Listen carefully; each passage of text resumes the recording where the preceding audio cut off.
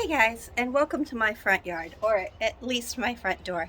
I thought I'd walk around and show you my nearby nature out front. It's not nearly as exciting as most of it's cultivated, but we're working on it this winter too. Just a minute, let me switch the camera.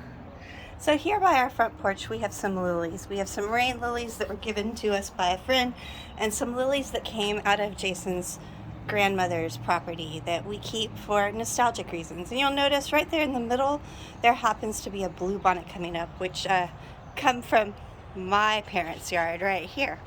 I have a rose bush that was given to us when we were engaged. It was one of our first engagement gifts. And this side of the house had this althea here that was here when we got here, but we have put some native plants. This is a milkweed. On the other side of the thing we've got some beautyberry and some why have I drawn a blank? Esperanza growing.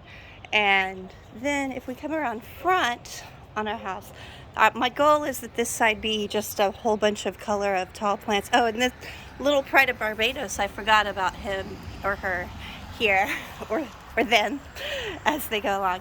These are our compost bins. They're just pieces of PVC with holes drilled at the bottom so that the worms can come and go in our garden, and then we just lift the top off and put our compost in. And we've got those kind of all over the yard so that they can be working in.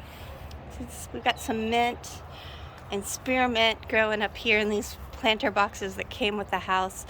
You'll notice our mint is kind of straggly right now. I just cleaned it out. And our spearmint is doing pretty well.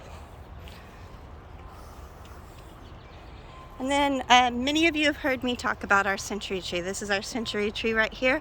If you go to A&M, you know that the century tree is a very important tree in A&M's culture. If you walk under it with your true love, you will be with them forever. This is a sapling that we got right after we were married that came off that century tree as well. I'm not exactly sure what this is. The birds planted it, but we're leaving it because it's full of ladybugs. We've planted some creeping ground cover. This one has some orange flowers and coral colored flowers. Here's some more baby century trees that need to be harvested and put in pots. And this one will have some red flowers on it, and hopefully it will become ground cover all the way around.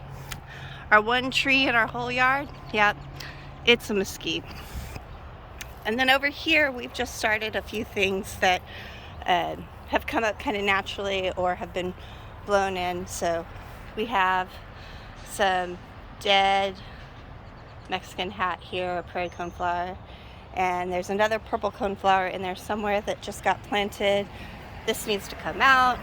Jason's pepper plant and our red salvia with our butterfly feeder that needs some more water today, and then Indian hawthorn.